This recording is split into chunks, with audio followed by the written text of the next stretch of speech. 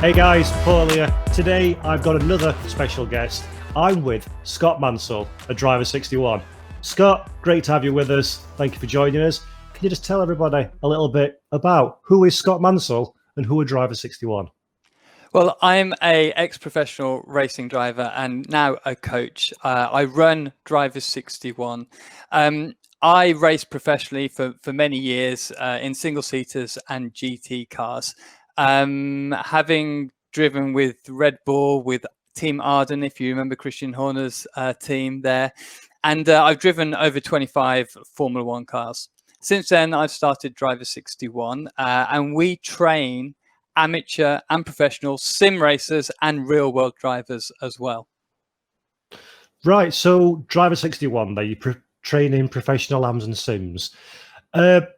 Is the skill set that you've acquired on a racetrack applicable to a sim training program? So what I'm saying is, if I'm a sim racer, why would I want to have coaches? Is it just for aliens, or can anybody gain an advantage? Well, first of all, the crossover with real world and sim racing is getting closer and closer each day as the software develops and becomes more realistic.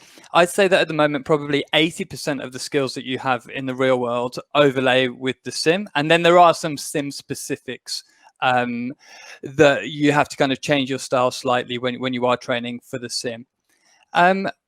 We train AM drivers and alien drivers as well, but we mainly focus on the fundamentals of driving. So we try to empower our pupils with understanding the theory behind why they're making the decisions that they are on track and how they can kind of self-coach and improve their driving. Right, that's really interesting as esport gets more and more popular in the marketplace. And of course, you've joined the SRO Esport GT Series AM Championship as a broadcast sponsor with RaceDepartment. What does that mean for our viewers then? What sort of involvement are we going to see from Driver 61 going forward? Well, it means before each race, we are doing an analysis of various different laps of some of your viewers, and we're just giving them just a few little tips on their technique and how they can improve and kind of shortcut their journey to being right on the pace. So, Scott, going back to Driver 61 again for a moment, you've trained real-world drivers on the racetrack and hobby drivers in the real world, and you're now involved in the sim racing space. Whereabouts can we find Driver 61 on the internet, and what sort of courses do you offer?